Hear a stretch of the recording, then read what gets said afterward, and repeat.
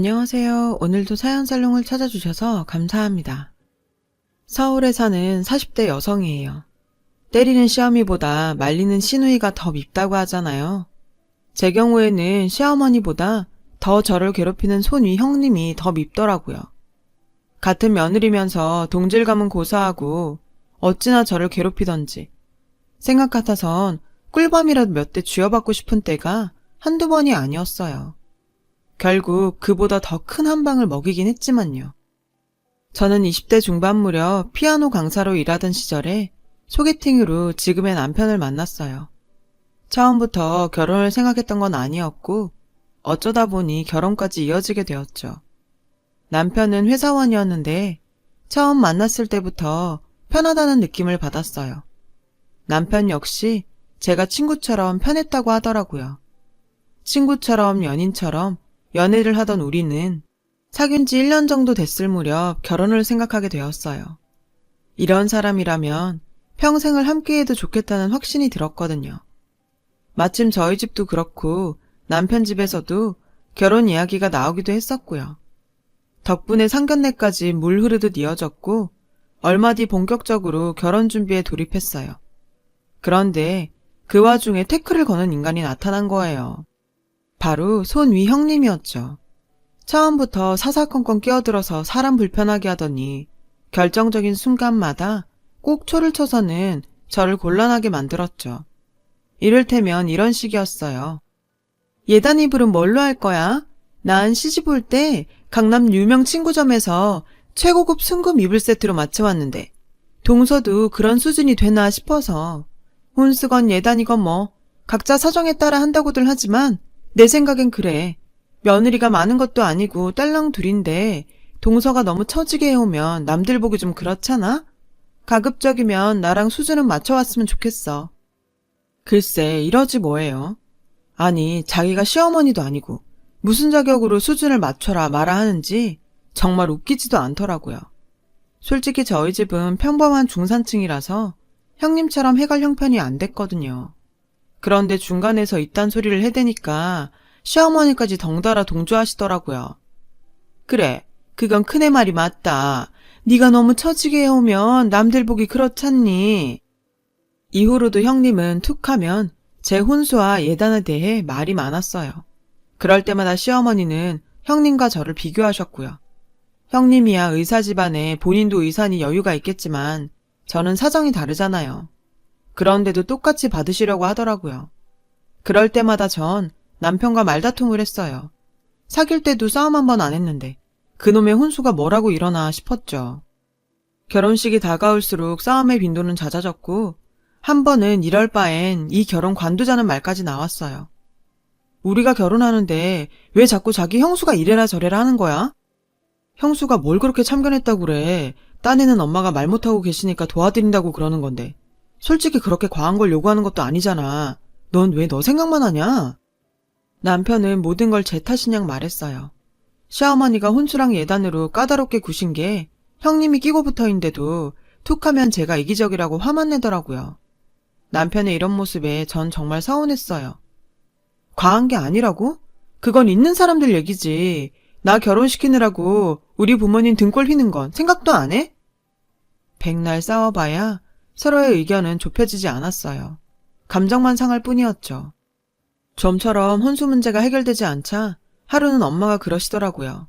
일단 하는 데까지 해보자고요.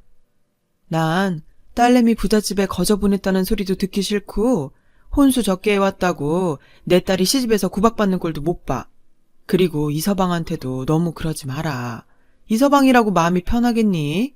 모르긴 해도 너랑 싸우고 집에 가면 마음이 불편해서 잠도 편히 못 잘 거다. 아니나 다를까 남편은 저한텐 그렇게 말해놓고는 집에 가서는 저를 좀 힘들게 하지 말라고 시댁 식구들하고 자주 다퉜던 모양이더라고요. 전 그런 줄도 모르고 원망만 했던 거죠. 시아버님은 중소기업을 운영하시는데 규모는 작아도 자금력이 좋은 회사였죠. 엄마는 제가 그런 집에 가서 혹시라도 혼수 때문에 시댁 어른들한테 미움받을까봐 신경이 쓰이셨던 것 같아요. 결국은 저희 부모님이 무리해서 시댁 요구에 맞춰주기로 했고 그제야 분위기는 많이 호전되었어요. 저랑 남편도 더 이상은 얼굴 붉히며 싸울 일도 없어졌고요. 우여곡절 끝에 우리 부부는 무사히 결혼식을 치를 수 있었어요. 신혼 첫날 밤 남편은 제게 미안하다고 사과를 하더라고요. 누구보다 힘들었을 텐데 힘이 못 돼줘서 미안했다고요. 결혼 앞두고 처리해야 할 회사 일은 많고 집에서는 엄마랑 형수가 압박을 하니 자기가 잠깐 어떻게 됐던 것 같다나요. 대신 앞으로는 무슨 일이 있어도 제 편에 서겠다고 약속하더라고요. 안 그래도 내심 서운한 마음이 있었던 저는 지금이라도 솔직하게 사과해준 남편을 용서해주기로 했어요. 어차피 지난 일 길게 끌어봤자 결혼 생활이 우울해질 뿐이니까요. 그래서 저도 남편한테 사과했죠. 대화로 풀어도 될 일을 감정만 앞세워 일을 키웠던 것 같다고 말이에요. 그렇게 우리는 서로에게 사과하는 걸로 신혼을 시작했어요. 하지만 우리 부부만 화해하면 뭐해요. 시댁에만 다녀오면 도로함이 타버린걸요. 딱 보니 저희 시댁은 시월드가 아니라 손이 형님 월드더라고요. 시어른보다도 형님 파워가 셌거든요. 형님은 시댁에 올 때마다 머리부터 발끝까지 명품으로 휘감고 왔어요. 그리고는 재력을 앞세워 시부모님께 선물 공세를 벌였죠.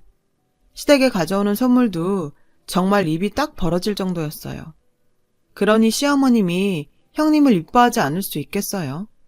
선물 앞에서 입이 떡 벌어진 시어머니는 입에 침도 안 바르고 형님 칭찬을 하기에 바빴죠.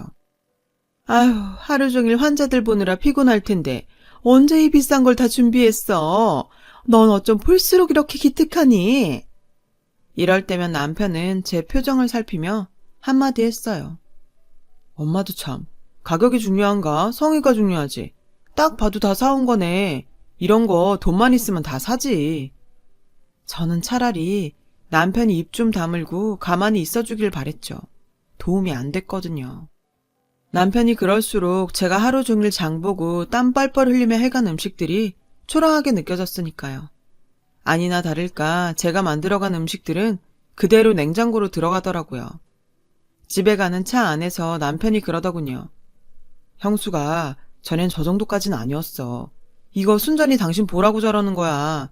그러니까 반응하지 말고 냅둬. 안 그럼 더 저런다니까. 저도 안 그러려고 하는데 사람 마음이 어디 그런가요. 먼저 시비를 거는데 참는 게 쉽나요? 제가 부처님 가운데 토막도 아니고. 암튼 이런 일이 반복되다 보니 시집에 가는 게 도살장에 끌려가는 것 같았죠. 게다가 시댁에 갈 때마다 저와 형님 사이는 더 멀어졌고 시어머니도 점점 저와 남편에게 불만이 커지셨어요. 그러다 하루는 폭발을 하셨죠. 훈석이 너는 네가 뭔데 형수가 해오는 것마다 족족 딴지를 거냐. 그럴 시간 있으면 네 마누라한테 큰애 좀 보고 배우라고 가르쳐라. 어지간해야 내가 말을 안 하지.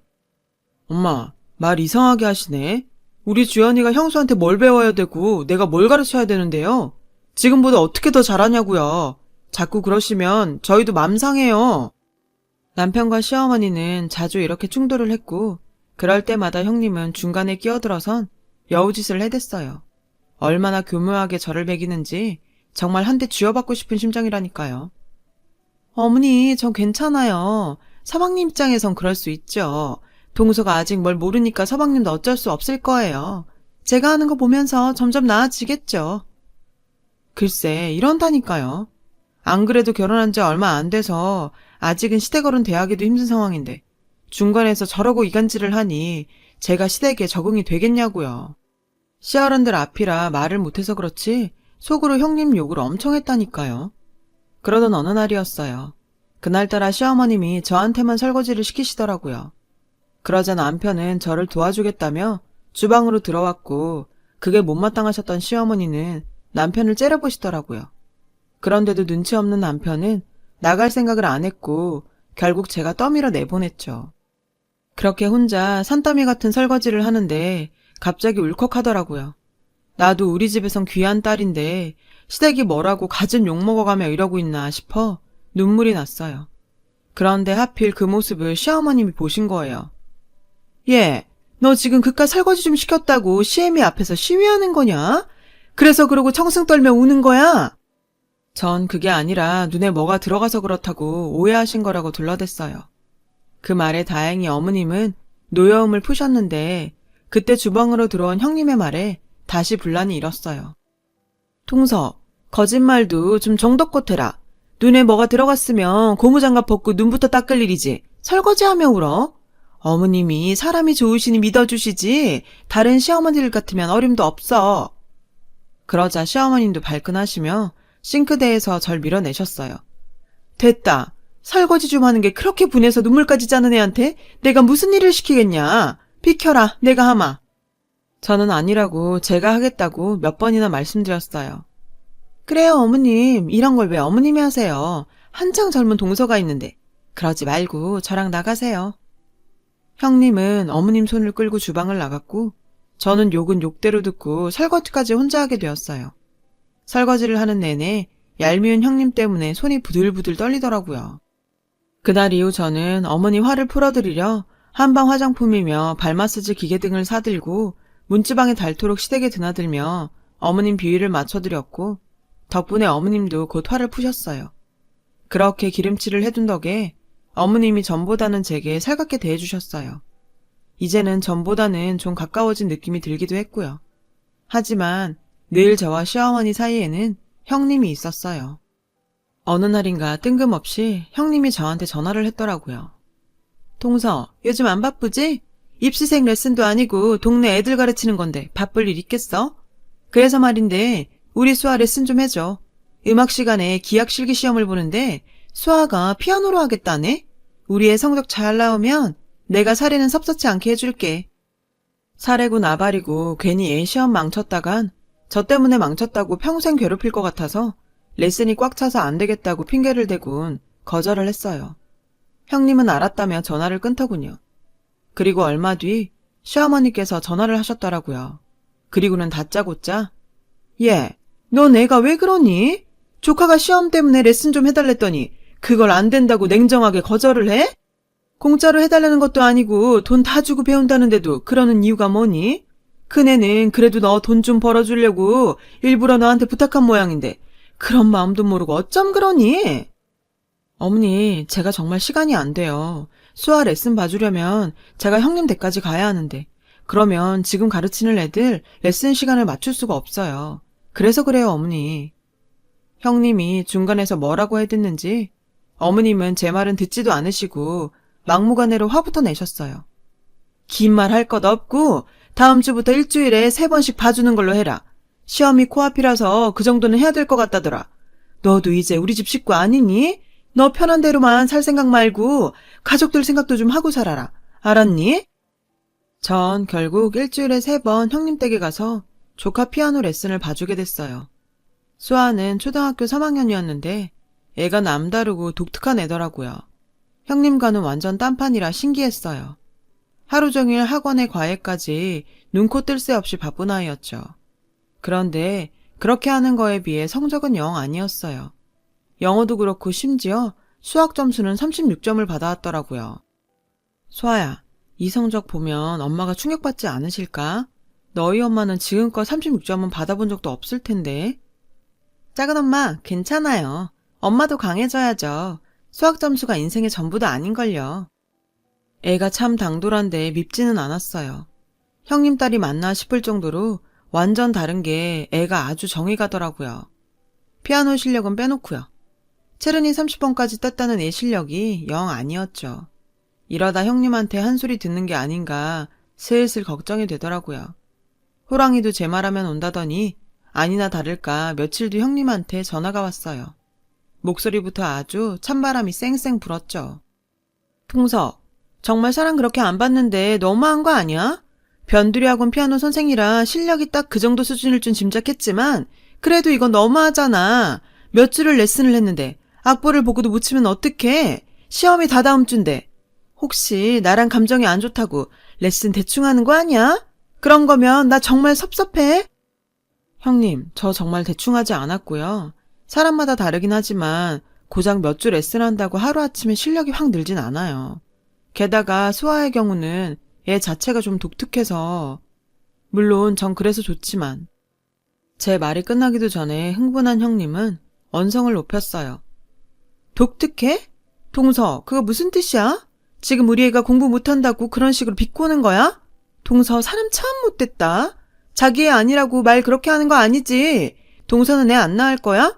나중에 태어나를 생각해서도 인생 그렇게 사는 거 아니야. 형님은 자기 할 말만 하고는 전화를 끊었어요. 정말 기도 안 차더라고요. 억울해서 전화를 끊고 울분을 삭히고 있는데 남편이 퇴근에 들어오더라고요.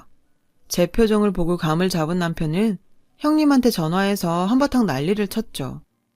형수님, 좀 정덕껏 하세요. 형수님 때문에 매번 이게 뭡니까?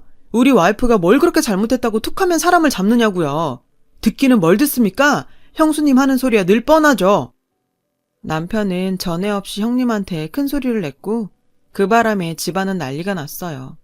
거기에 아주머님까지 가세해 남편과 대판 싸웠어요. 시어머니는 집에 여자가 잘못 들어와 그런다며 제 탓을 하셨죠. 저도 더 이상은 참을 수 없어서 펑펑 울면서 한 소리 했어요. 정말 해도 해도 너무하시네요. 저요 학원 일도 제쳐두고 형님 댁까지 가서 수화 레슨 해줬어요. 남들보다 더 해줬으면 더 해줬지 절대 대충 안 했다고요. 근데 실력이 안 느는 게 제 탓이라고요? 학원에 과외에 하루 종일 애를 뺑뺑이 돌리는데 애가 언제 연습을 하겠어요? 연습할 시간도 안 주고 실력 안 는다고 타박하시면 어쩌냐고요. 저 면피하자고 이러는 거 아니에요. 수아가 불쌍해서 그래요. 정말 수아를 사랑하신다면 애가 쉴 틈 좀 주세요. 제 말에 시어머니와 아주버님은 조금은 화가 수그러들었어요. 그 일로 전 수아 레슨을 그만두게 됐어요. 하지만 그동안 정이 들었는지 수아는 종종 저한테 전화를 했어요.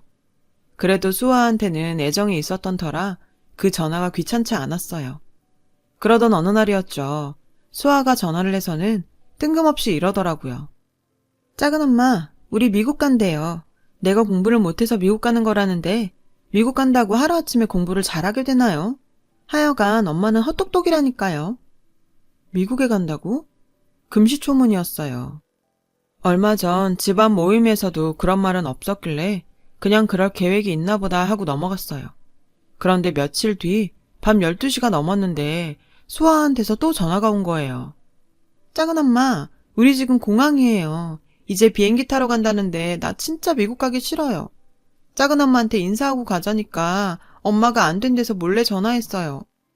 저는 깜짝 놀라서 벌떡 일어났어요. 옆에서 자고 있던 남편을 흔들어 깨웠죠. 당신 형님네 지금 미국 간다는데 알고 있었어? 남편은 영문을 모르는 표정이었어요. 수아가 그러는데 지금 공항이래. 형님한테 전화해봤더니 전원이 꺼져 있더라고. 뭔 일이 있는 것 같아. 당신이 아주버님한테 전화해봐. 어서. 남편은 자기 형한테 전화를 했어요.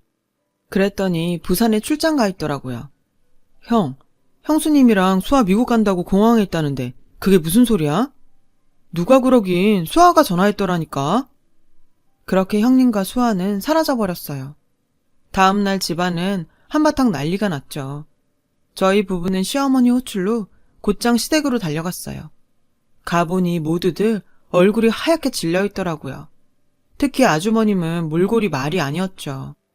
형님 친정에 전화를 해봤지만 은퇴 후 내외가 해외에서 체류 중이라 현재 연락이 안 된다고 하더라고요. 더 이상은 뭘 어떻게 해볼 도리가 없었어요. 전부터 애를 미국으로 유학 보낼 거란 말은 했지만 이럴 줄은 몰랐다고요. 병원에 알아보니 일 관둔 지가 석 달도 넘었다 하고 수아 학교 문제도 이미 정리돼 있었다고요.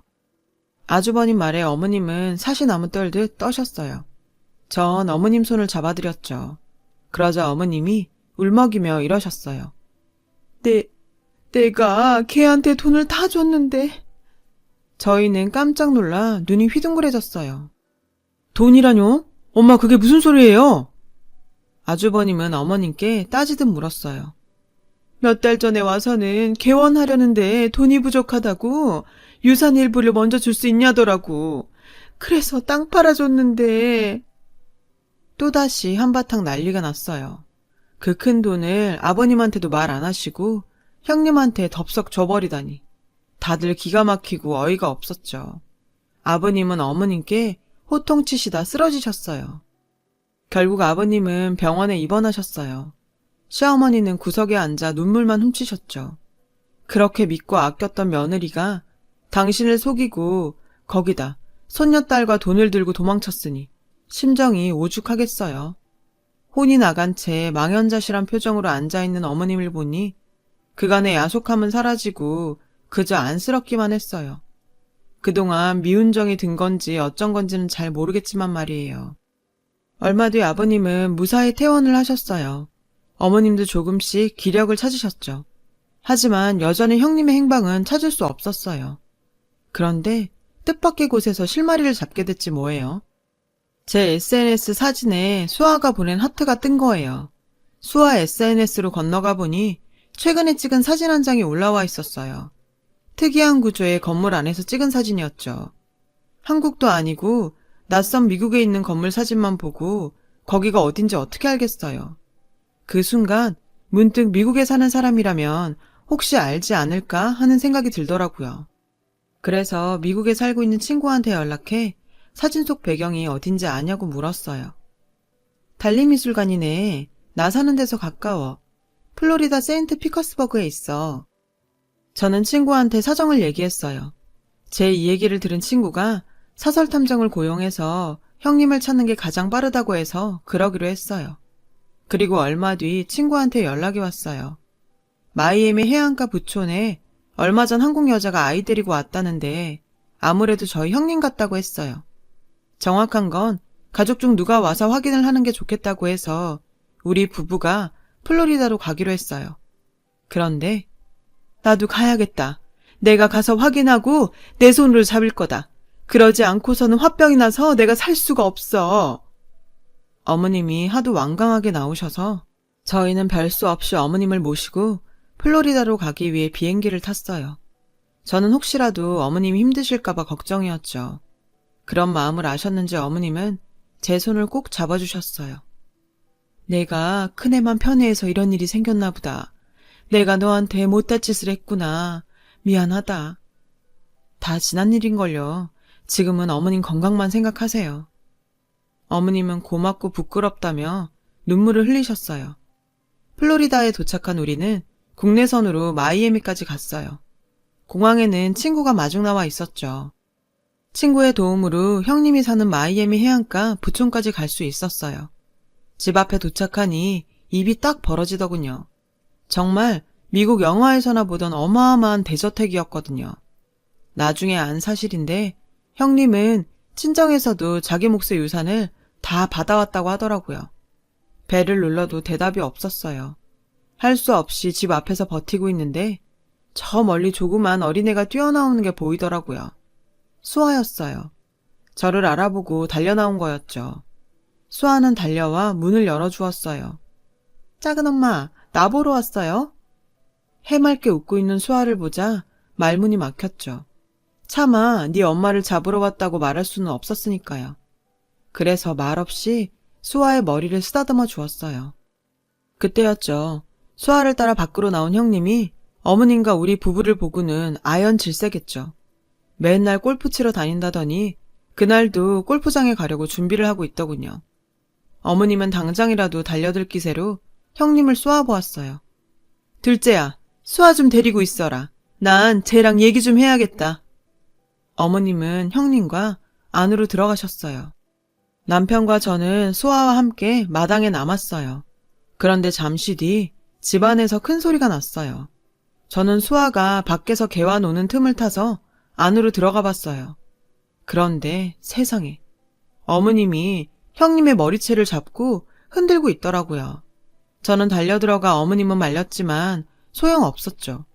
노인네가 힘이 어마어마하더라고요. 형님은 나 죽는다 소리를 지르며 살려달라고 소리쳤어요. 네가 나한테 어떻게 이럴 수가 있어? 이 여우 같은 게 사람을 감쪽같이 속여? 이건 나요. 경찰 부를 거야. 여기 미국이야. 이런 짓 하고도 무사할 것 같아? 가만 안 둬.